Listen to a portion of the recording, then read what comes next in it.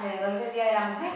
Hemos tenido 3 actividades en las cuales tanto el tema como las autoras, como las presentadoras, todas han sido mujeres.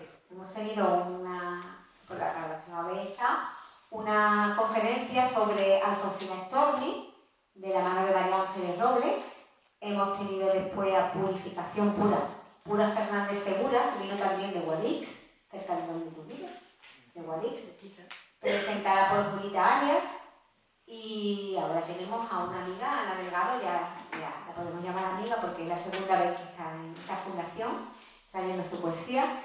Y a su derecha, bueno, Sonia, que es de la casa, Sonia Herrera es de la casa, ya lo sabéis, ella ha presentado aquí su propio libro, pero también ha presentado a otras personas, ha estado aquí ayudándonos, apoyándonos en talleres, con nuestra querida amiga Claudia Capel, que vamos a tenerla también en junio, a Claudia. Así que estamos en familia y además todas rodeadas de mujeres. La poesía es algo que las mujeres entendemos muy bien, yo creo. Y se ve porque la asistencia está haciendo de estos días, sobre todo de mujeres. Así que yo no nada más que te voy a dar la bienvenida, Ana. Tu libro es de una delicadeza que ya desde la portada, de la cubierta ya se ve, este diseño minimalista y delicadísimo como es Ana. Le agradezco desde aquí a Virginia Reguera, que nos la haya presentado porque fue de tu mano, de la que ella ha ido llegando las 2 veces que ha venido, y es un descubrimiento para todos nosotros, para todas nosotras. Así que no os voy a quitar tiempo. Sonia Herrera ha preparado una presentación, después nos contará algunas cosas del libro Ana y nos leerá algunos poemas, y después vamos a tener una copa de convivencia por cortesía, como siempre, de Tabanco El Pasaje. Así que, tuya es la palabra, Sonia. Muchas gracias. ¿Ya? Sí. Muchas gracias, Pepa. Muchas gracias a todas las amigas que hoy nos acompañáis, porque todas sois amigas y siempre es un gustazo ver desde aquí de esas caras. Yo a Ana la conocí hace 4 años, la conocí en el mejor sitio donde la podía conocer, la conocí en la Fundación Caballero Bonal. Entonces eran unas presentaciones distintas, eran presentaciones en las que teníamos mascarillas, poníamos mascarillas, quitábamos mascarillas, daba miedo quitarse y ponerse, pero siempre merecía la pena por lo menos empaparnos de esa poesía, de esa cultura que nos sanaba los momentos que estábamos viviendo tan complicados. Pepa estaba también ahí sentada. También con mascarilla. También estaba con mascarilla, nos daba la bienvenida a la casa de Caballero Bonal. Y donde yo estoy sentada, estaba sentada mi amiga Virginia Reguera, que hizo una presentación preciosa de aquel libro que se llamaba El universo también está solo. Yo ese día, Ana no sabía que nos conocíamos. Yo desde que yo sabía, yo decía, yo te conocía, porque yo te conocí en esa presentación, y yo esa tarde tuve un flechazo con Ana. Hay momentos en los que se tienen flechazos poéticos, flechazos de admiración, y yo reconozco que lo tuve con ella. Y se lo dije a Virginia, dije, es que me ha encantado, es que me parece una persona muy sincera, me parece una persona transparente, me parece una persona muy elegante y que decía cosas muy importantes sin levantar la voz y con una tranquilidad que es completamente pasmosa. Y es la misma tranquilidad y la misma serenidad que transmite en su poesía. Yo en ese momento dije, me he sentido con esta mujer muy identificada. Claro, cuando llegué a casa y abrí el libro, pues ya empecé a comprender por qué. Y ella tenía una solapa que era muy parecida a esta. Yo no voy a leer su biografía, pero sí quiero para que las que me conocéis sepáis por qué me resonaba tanto. Ana Delgado es doctora en medicina y especialista en medicina preventiva y salud pública. Su vida profesional ha estado dedicada a la docencia y a la investigación, fundamentalmente en áreas relacionadas con la salud de las mujeres y la teoría feminista. Yo aquí ya iba comprendiendo por qué a mí ella me había gustado tanto. Cuando Virginia me propuso que si quería presentarla en esta ocasión, si quería presentarla yo a Ana Delgado, pues yo le dije que estaba encantadísima. Me puse enseguida a repasar y entonces volví a ver aquella presentación del año 2022. Y me sorprendió mucho, ayer se lo comentaba, ya estábamos hablando en la cena, y le decía que me había sorprendido mucho cuando volví a ver esa presentación y escuché, cuando empezó el turno de preguntas, día escuché mi vocecita, yo no me acordaba, escuché mi vocecita preguntando. Y le preguntaba precisamente que cómo se atrevía o cómo se había dado ese paso una persona que explicaba que nadie sabía que ella escribía, cómo se había atrevido a publicar un libro.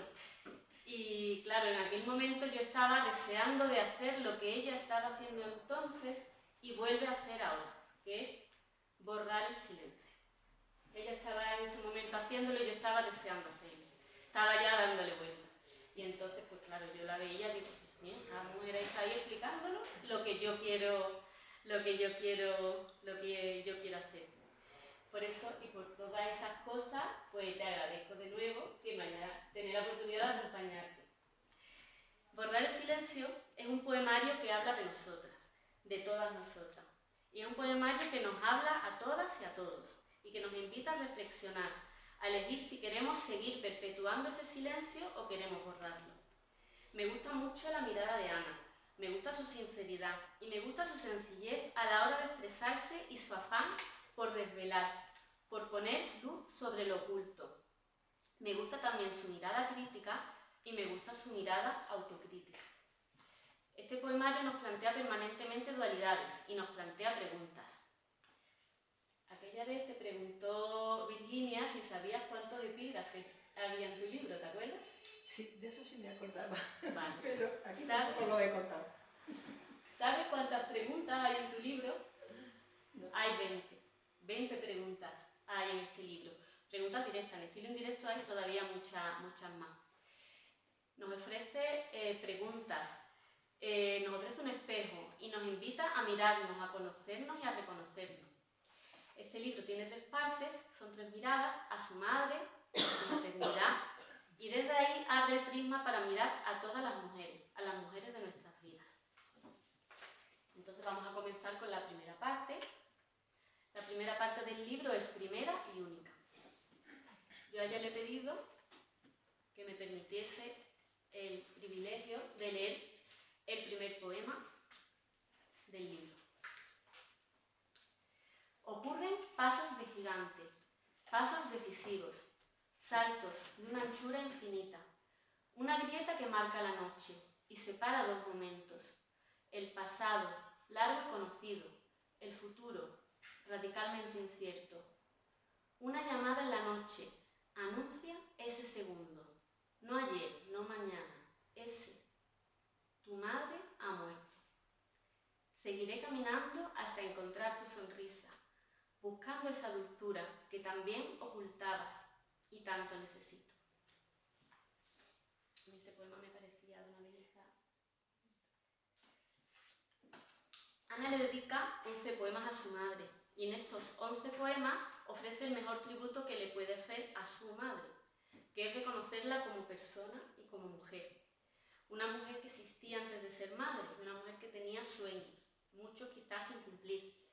Ella nos habla, nos interpela y lo hace de una forma transparente. Ella nos dice, yo también he sido injusta con mi madre. A ella nos invita a reconocernos y a mirarnos en ese, incluirnos en ese también. Yo siento que cada vez que idealizamos a la madre estamos perpetuando esa injusticia y esa cárcel de la negación en la maternidad. Valoramos a las mujeres por ser madres y a las madres por sus renuncias. Y Ana nos lo dice muy claro, no existe la madre. Ana, este libro comienza sin paños calientes, comienza con una grieta. Me gustaría recuperar una pregunta que recoges de Fina García Maguz y que tiene que ver con tu madre. ¿Cómo volver allí? ¿Cómo volver?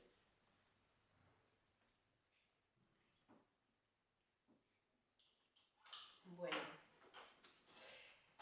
antes de empezar a lo que planteaba Sonia, a lo que ella me pregunta, me interpela, yo voy a agradecer porque me parece que lo que tengo que hacer en este momento, ¿no? Y voy a agradecer a varias personas que están en la sala. La primera, no por nada, sino porque fue la primera que contactó conmigo, es Virginia Reguera, que, bueno, que además se ha ocupado y preocupado pues, de difundir este encuentro y de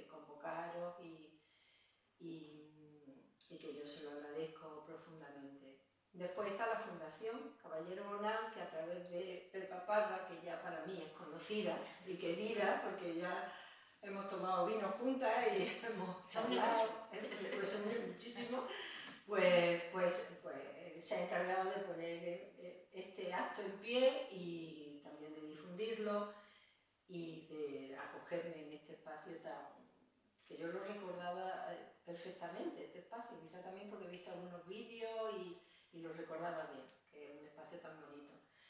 Y también agradecer a la librería que se haya hecho cargo de los libros, que bueno, que ya después si alguna queréis, pues yo os puedo dedicar, pero lo ha traído hasta aquí. Y por último, especialmente a Sonia, porque Sonia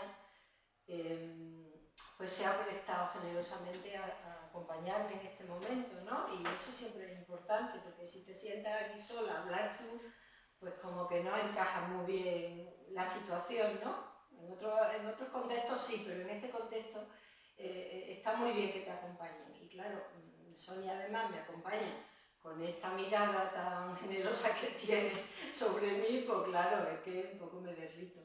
Así que muchísimas gracias a las tres y bueno, voy a entrar en el tema de los poemas. Yo, claro, cuando vi ese verso de Fina, gracias, realmente el verso está puesto después de escribir esta parte.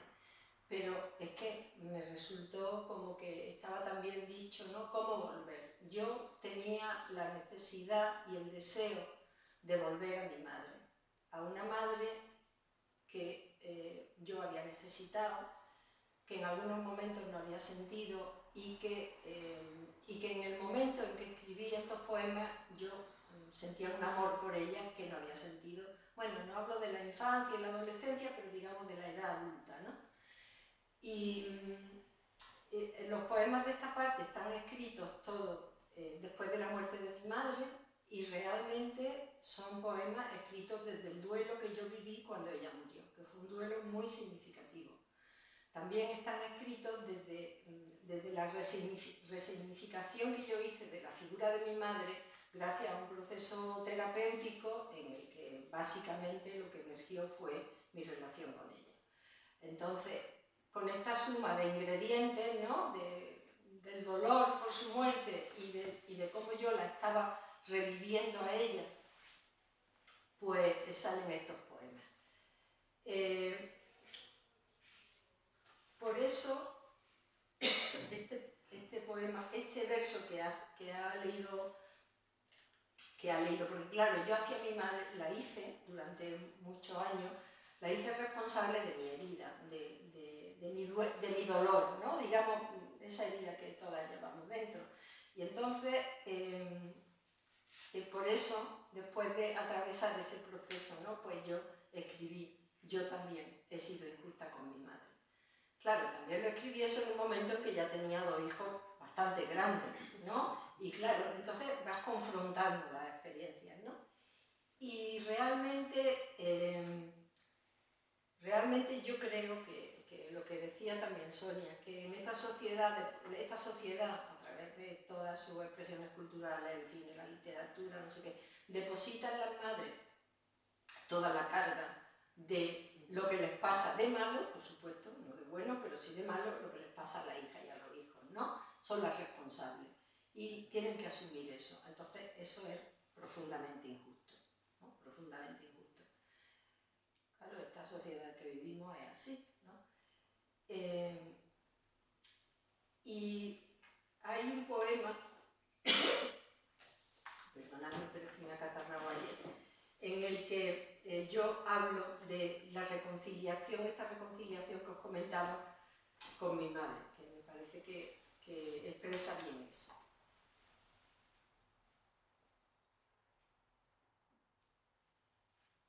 Empieza con unos versos de Diana Velesi. Tu hija, vieja ya y huérfana, aprecia con lágrimas en los ojos. Mi madre se me viene como una presencia que no es recuerdo ni pasado.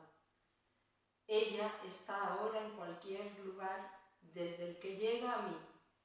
Aparece sin previo aviso. Regresa a su hija casa. Le hablo. Le cuento lo bueno que me está pasando. Le enseño cómo es ahora esta vida que a veces distrae su rumbo. Puede que solo se siente conmigo a contemplar este rato de mañana soleada, mientras la abrazo sin cautela ni recelo. Hice limpieza de rincones, armarios y ropa vieja. Aclaré con agua fresca un dolor que solo era mío. Me he curado de mi madre y la amo más que nunca. También la tengo más que nunca. También, claro, cuando murió mi madre, yo echaba en falta profundamente no saber más de ella, ¿no? Y claro, eso ya es irreparable, porque ya no tenía manera de indagar sobre ella, ¿no? Indagué a mi tía y tal, pero contando cosas muy banales. Yo creo que dejé de conocer a mi madre en cosas que echaba de menos en ese momento. Entonces, a propósito de echar en falta esa oportunidad perdida, digamos, ¿no? Pues escribí este poema, que se llama Lo oculto. Las vidas secretas de nuestras madres viven, fecundan lo que será, lo que fue, lo que nunca ha sido. Retazos de frases y significados a medias, hechos antiguos, rotos y vueltos a restaurar, recorren un tiempo que los aleja, duermen una vida oculta y viva en su memoria, transcurren solo en su corazón y a ellas les pertenecen. Y tú, heredera, renuevas la mezcla dulce de olores que se desprende de una foto, de una canción. Saboreas el secreto más oculto y el cuento más remoto, engrandecidos hasta el absurdo. Hasta que se apaga la luz, ¿cuántas horas tiene un día de madre?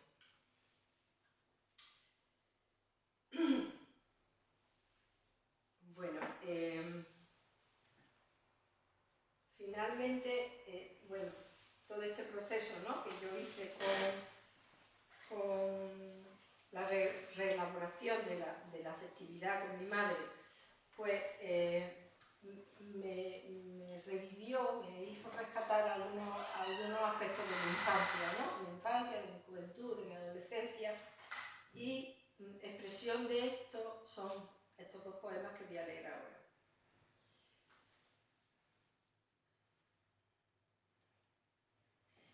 Este poema empieza con una frase de Ana María Matute. Tal vez la infancia es más larga que la vida. Ana María Matute.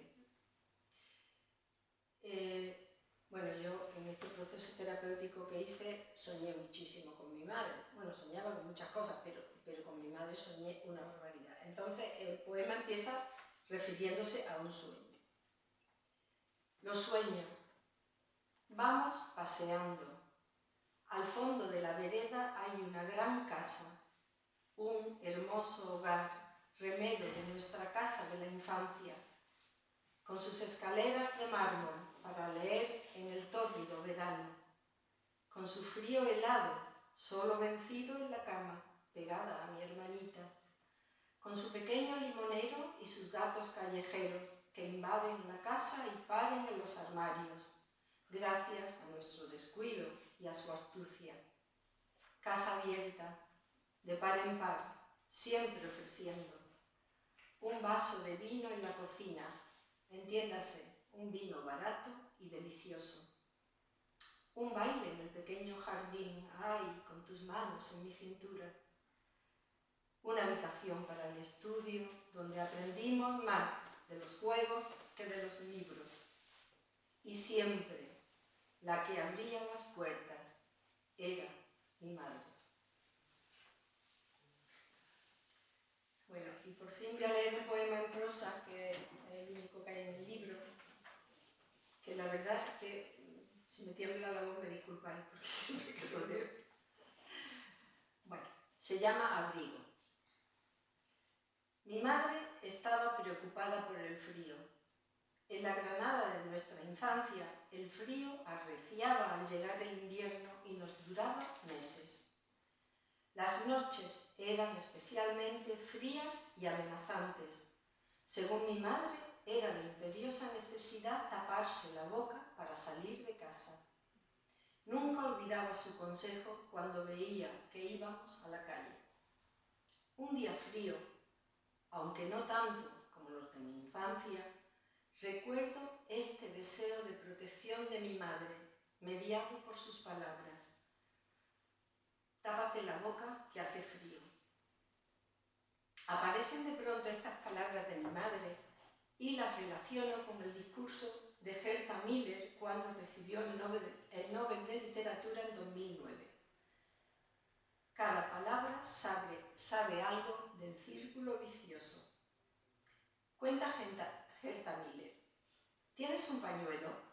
Me preguntaba mi madre cada mañana en la puerta de casa, antes de que yo saliera a la calle. Yo no tenía el pañuelo, y como no lo tenía, regresaba a la habitación y sacaba un pañuelo. No tenía el pañuelo cada mañana, porque cada mañana aguardaba la pregunta.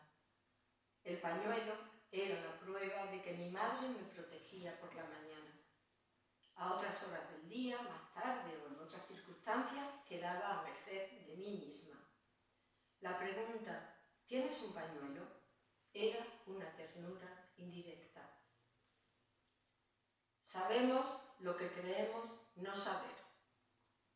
Yo creía no saber qué significaban esas palabras de mi madre y casi las tenía en el olvido.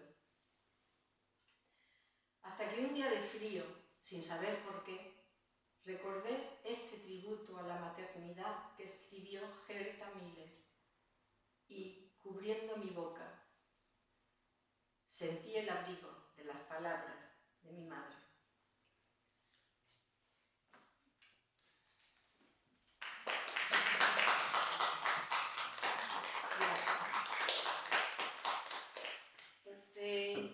Este poemario tuyo también es un tributo a la maternidad, como decía esta Mile. Ya llego tarde. No, yo creo que no. La segunda parte del libro se titula Cómo ser madre, de la mirada a la madre a la mirada a la maternidad propia. Y entre los dos capítulos íntimamente relacionados, la heredera, la herencia, los eslabones entre madre e hija, entre mujeres, compartiendo el peso de los roles. En este poemario, Ana nos habla de costumbres, mandatos, canon, leyes, reglas, modelos, idealización, orden, renuncias, señales codificadas. Yo estos días me he acordado de tenía la presentación preparada y he leído una frase de Han Kang, la Premio Nobel de Literatura, que dice: lo que llamamos normalidad suele ser una forma organizada de violencia. Sí, en su libro, La vegetariana, ¿no? Ana se atreve a responder a todos estos cánones, a todos estos roles, y dice: me enorgullezco de no ser buena madre. Cuando hablamos, estos días hemos estado hablando, ella me decía: la segunda parte es muy cortita. La segunda parte es muy cortita, decía ella. La segunda parte tiene 7 poemas y no son cortitos, porque la poesía no se mide por el número de versos. Es una segunda parte muy cortita, pero muy, muy grande. Son 7 poemas breves, en los que Ana nos invita a mirar nuestra historia, cada una distinta. Dice Ana: privilegio de la madre y del hijo, desear y ser deseado. ¿Cuántas ecuaciones diferentes se pueden dar en esa? Ana nos habla de su maternidad, de su forma de amar a sus hijos, de su nieta también, de su búsqueda de la madre que quiere ser. Y dice: enseñé a mis hijos a rebelarse contra la costumbre que hace a las mujeres resignadas y sufridoras madres. Y yo leyendo este libro creo que todo el poema, me gustaría que me contestaras si este poemario es una invitación a rebelarnos contra las costumbres. Bueno, se puede leer así. Yo la verdad es que no valoro de ningún modo lo que yo he sido, en muchas cosas como todas nosotras, ¿no? Pero yo he sido una persona muy rebelde desde chica. O sea, ya está, ahora hablábamos de la autoridad tomando un té, ¿no? Yo reconocer la autoridad a mí me ha costado muchísimo, porque yo a la supuesta autoridad la he reconocido muy pocas veces en mi vida. Quiero decir que yo he sido muy rebelde. Y claro, mi madre y mi padre a mí me hicieron feminista sin saberlo, porque yo ni siquiera habría oído la palabra, y sin ser consciente de ello. ¿Por qué? Porque en mi casa mis hermanos tenían las puertas abiertas a toda hora, y yo no. Las puertas se cerraban para mí a las 10 de la noche, no sé si recordáis eso, han hecho canciones a propósito, ¿no? Ellos salían y entraban cuando querían, ¿no? Bueno, sobre todo estoy hablando de las vacaciones de verano, en fin, de las vacaciones en general, ¿no? Y yo pues salía muchísimo menos que ellos. De hecho, en ese poema que he leído de leer en la escalera en el torrido verano era porque yo me pasaba los veranos sentada en una escalera en mi casa, ¿no? Leyendo, porque y ellos estaban por ahí en la piscina, no sé qué si en el tenis, que si, en fin, estas cosas de... Y claro, yo con esas experiencias y esas vivencias, pues me hice feminista. Y era muy chica, o sea que desde entonces hasta hoy. Y claro, cuando yo decidí ser madre y me metí en esa tarea, pues yo sentía yo sentía la necesidad existencial de romper los mandatos que hay sobre la maternidad. Claro, estos poemas que yo digo que es una parte corta no porque haya muchos poemas cortos, sino porque yo hay muchos poemas que no he puesto aquí. Bueno, muchos no, pero algunos poemas de mí como madre que no están en el libro, por diferentes motivos. De hecho, al final de este poema que voy a leer, digo los motivos. Entonces, por diferentes motivos, yo hay poemas que no he puesto aquí, ¿no? Por eso digo que la parte es corta porque tiene menos poemas, ¿no? Porque los poemas sean cortos. Y bueno, y además estos poemas están escritos cuando mis hijos ya no eran pequeños, porque cuando estás criando no te da tiempo, vamos, ni a pensar en que estás criando. Es como demasiado carga, ¿no? Todo. Entonces, pues después, cuando ellos han ido siendo mayores, cuando yo he pensado cómo enfrentaba yo la situación de ser madre, ¿no? Y creo que esto está recogido básicamente en este poema que os voy a leer ahora, sin creo. Bueno. Según el canon, no he sido una buena madre. Según mi corazón, he sido mejor madre. No encontré espejos ni reglas donde poner los ojos y descansar la confianza, a los que dar crédito. Solo escuchaba un mandato lejano a mi juicio y mis posibilidades, modelo apuntalado por una idealización que sepulta los cimientos de lo verdadero. Busqué poner en orden una amalgama de leyes y un confuso caos clavado en mis entrañas. Empapada por lo propio, imaginé la madre que buscaba ser, una madre semejante y dispar. Casi ahogada, saqué la cabeza, aplastando las señales codificadas, abriendo algún cauce, alguna vez, solo a medias, para no dejar cicatrices. Bueno, y pensando en mis hijos y en ellos, en tanto que en la relación que tienen conmigo, pues hay una serie de poemas cortitos y voy a leer estos dos. Como escapamos a la madre, el hijo se nos escapa. Inmenso deseo del otro y, sin embargo, inmensa separación.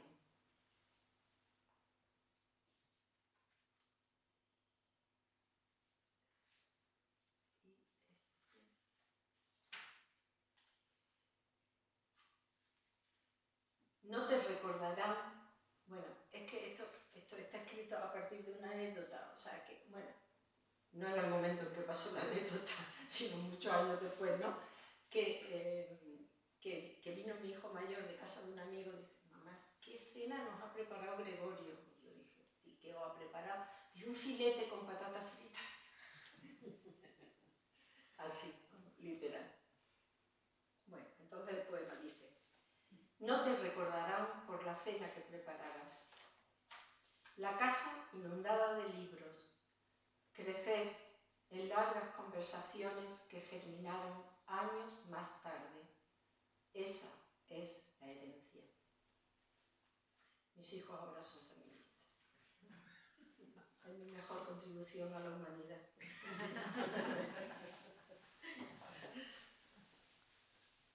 Totalmente. Ahora escuchándote de nuevo ese confuso caos, he recordado, no sé si habéis escuchado a la actriz que ha ganado el Oscar por Hamlet, la actriz protagonista, que no me acuerdo ahora cómo se llama, pero ha dicho unas palabras muy bonitas al recoger el premio y hablaba del hermoso caos que habita en el corazón de las madres. Ese caos. Bueno, hermoso rato. Bueno, yo os recomiendo la novela, que es muchísimo mejor que la película, como suele pasar. A mí la novela me gustó mucho, la película me ha gustado regular. Es complicado, después de leer un libro que te guste la película, Sí, ¿verdad? Y está sí. muy bien adaptado. Sí, pero aparte que la adaptación la ha hecho la propia autora. El libro es... A mí me gustó mucho más que... Sí, es maravilloso. Bueno, pues llegamos ya a la tercera parte del libro, que se llama Nuestro mar. Y en esta tercera parte está el poema del que Ana extrae el título del poemario. Me gustaría leerlo. A Lola. Estamos heridas por la vida. Innumerables fotos, infinitas imágenes, incontables palabras nos han ocultado. Las atravesamos sin cesar, para salir a la luz, borrar el silencio, derribar la losa cruel y reconstruir incansablemente una historia más verdadera.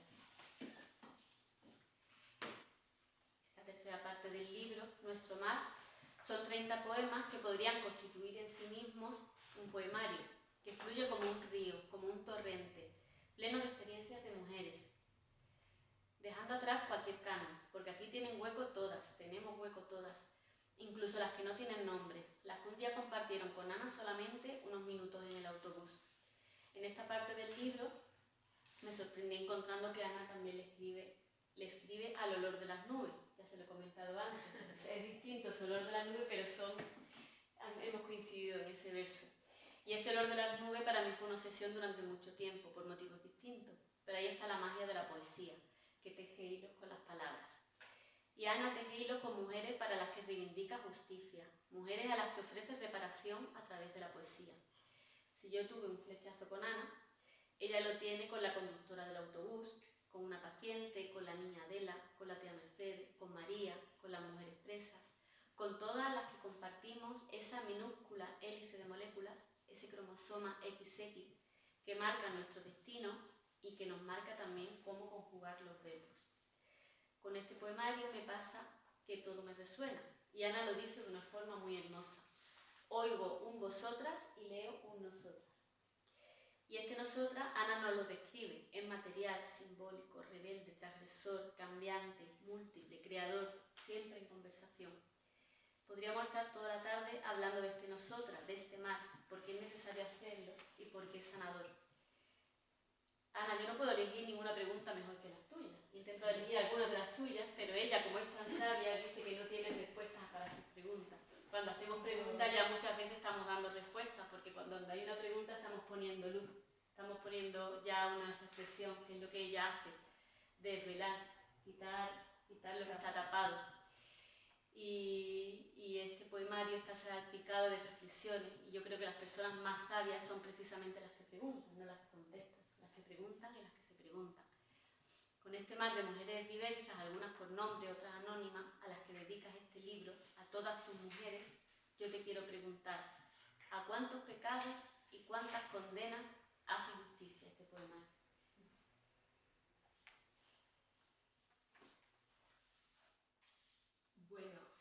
realmente, claro, por esta conciencia que yo tengo, que os he comentado al principio, ¿no? Desde bastante pequeña, porque yo siempre he sido se dice una outlier, una fuera de juego, ¿no?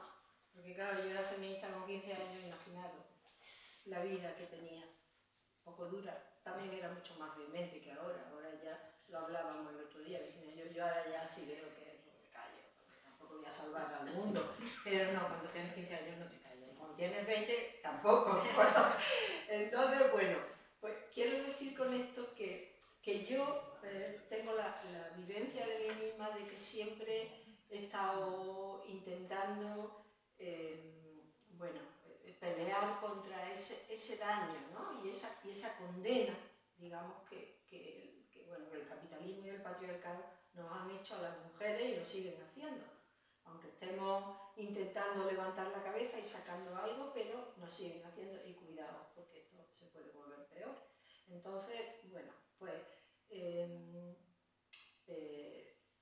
realmente los poemas están escritos en muchos casos desde la valoración de esa injusticia que yo hago, de esa condena, manifestada de muchas maneras, claro, y de la expresión de esa desigualdad que vivimos las mujeres. Bueno, aquí en esta parte del libro hay poemas que están escritos en el momento en que yo estoy viviendo una experiencia, ¿no? Más o menos, pero hay otros poemas que lo que hacen es rescatar del pasado algo que para mí lo recuerdo como significativo. Entonces voy a empezar con un poema que yo a mi tía Mercedes le dedico en este libro 2 poemas. Para mí ella siempre fue una figura, incluso sin yo darme cuenta de eso, ¿no? Porque yo era niña y yo iba a casa de la madre, ¿no? La madre de mi padre, de mi abuela, de mi tía, de pequeña y tal, pero después me he ido dando cuenta de que yo tenía una alta valoración de esa mujer, siempre la he querido mucho, porque siempre me daba cuenta de que ella era una mujer indomable. Tan indomable que hay 2 poemas dedicados a ello. El primero no lo voy a leer, que se llama Pregunta, pero voy a leer el segundo, que se llama Condena. Claro, es una condena muy cruel, pero condena. Bueno, se llama Tía Mercedes, condena. Un blanco hiriente que sangra por los ojos, tus ojos.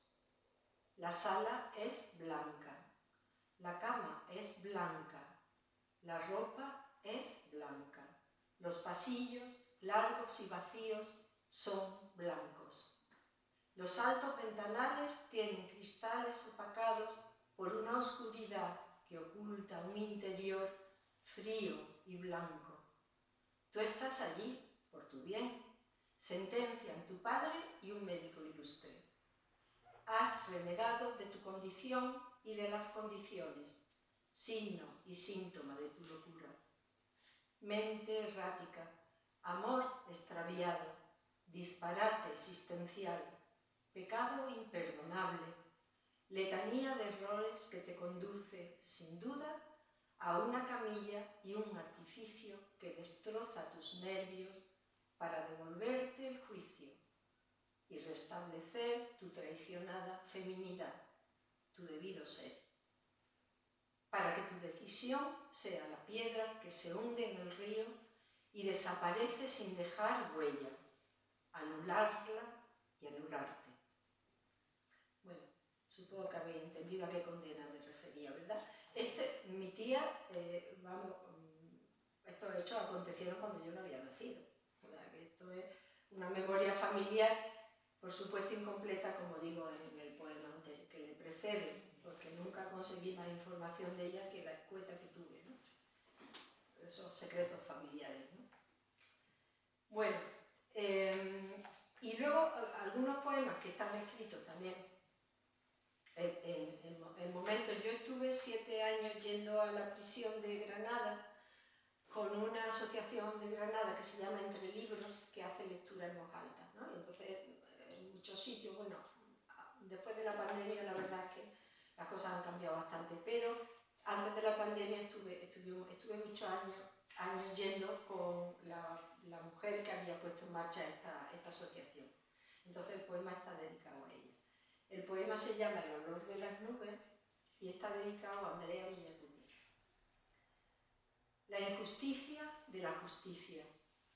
Esas mujeres están allí. Yo podría ser una de ellas. Ellas podrían ser tú, cualquiera. Entraron porque un día tuvieron un error, el mismo que tú podrías cometer. No han matado ni robado un banco. Por lo general, solo delitos menores, pequeñas faltas o grandes destinos. ¿Quién puede saberlo? Algunas quitaron para tener un techo, un plato, una lumbre. Otras traficaron para sobrevivir a la pobreza o la desesperanza.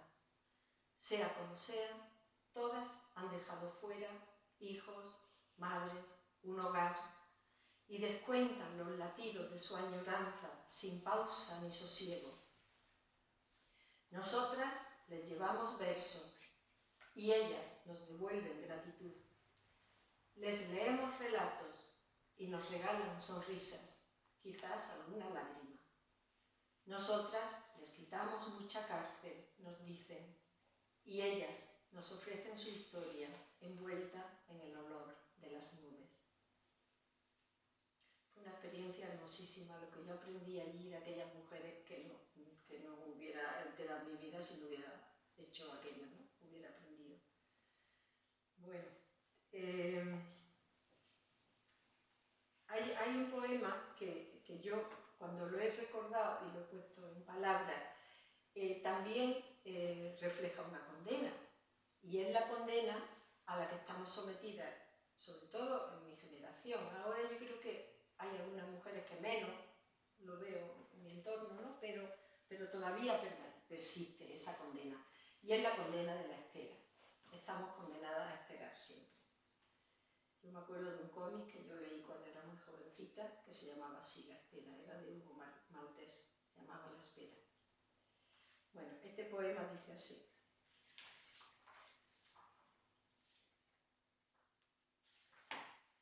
Atrás, muy atrás. Tanto tiempo esperar como forma de vida, atrapada cual Penélope en un hilo interminable, hilvanando días, destejiendo noches. Aprendió a vivir en una espera paciente y estéril, creyendo que la vida se trataba de eso. Solía esperar que acabara el curso para nadar en una piscina, en la que sobre todo nadaban sus hermanos. Esperaba el final del verano, la canícula y las tardes de libros, que acabara el tedio en la ciudad vacía. Esperaba el juego para aprender a jugar, lo que más tarde prometía ser más que un juego. Esperaba la noche para poder esperar el día, esperando que trajera una emoción nueva, más emocionante. Esperaba a su padre, aunque solo fueran 5 minutos, para que su madre dejara de esperar. Esperaba lo que la vida prometía en su versión oficial, y según sus mayores era obligado a esperar. Esperarlo a él. Esperar y esperar.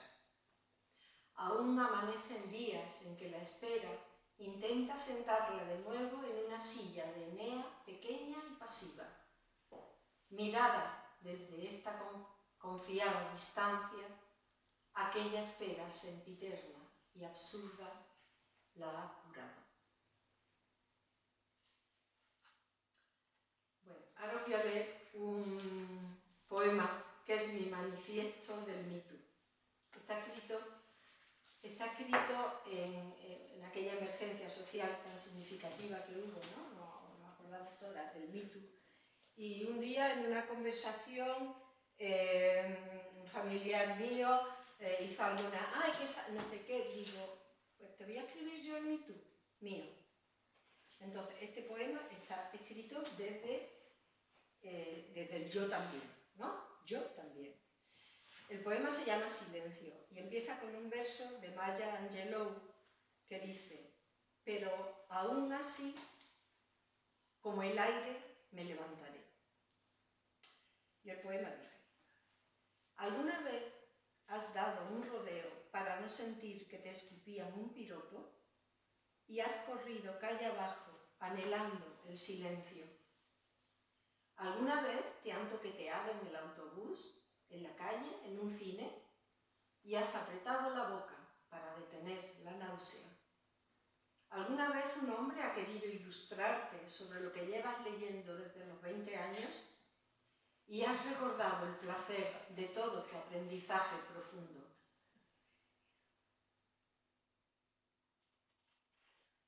¿Alguna vez te ha humillado profesionalmente un colega y te has cobijado en el calor de palabras amigas? ¿Alguna vez has recogido la cocina cuando ellos charlaban y sesteaban? Y has cantado para regresar a tus sueños.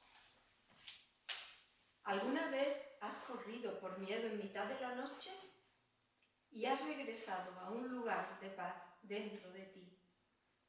¿Alguna vez se han masturbado en tu cara a plena luz del día y has huido hacia un mar transparente y azul? A mí me ha pasado 3 veces. ¿Alguna vez te han desairado porque has hecho una intervención profesional ante profesionales y has alejado la cólera para poder respirar? ¿Alguna vez has callado ante un chiste por no escuchar que carece de sentido del humor y has reído contigo por esa perversa burla? ¿Alguna vez te han llamado exagerada y aguafiestas por lamentar alguna de estas cosas y has silenciado esa voz por no arruinar la diversión? ¿Alguna vez?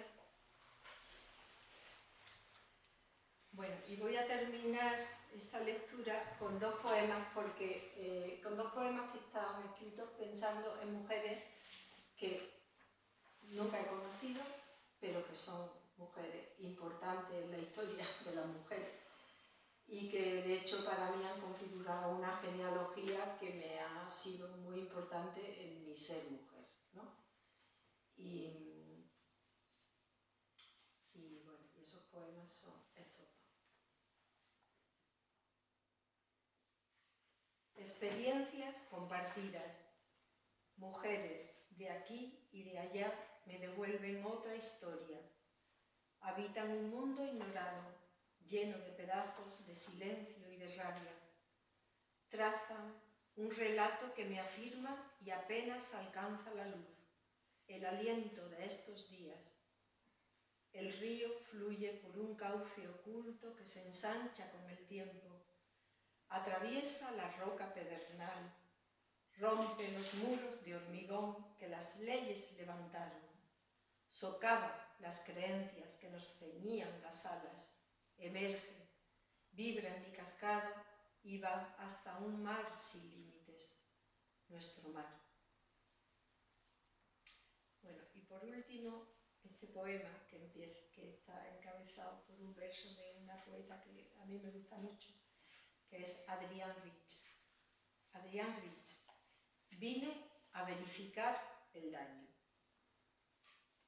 ¿Cuántas y cuántas y cuántas semillas, abono, riego fino, alimento de cuerpos, cuidado de almas, visten de negro y emanan luz, llevan fusiles y disparan paz, sufren pobreza y regalan vida, tienen hambre y entregan pan, soportan cárcel y gritan libertad.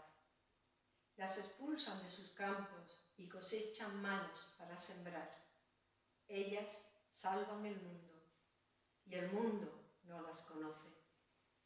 Sus gestos y sus gestas me conmueven, desbordan cualquier emoción. Son mis hermanas. Bueno.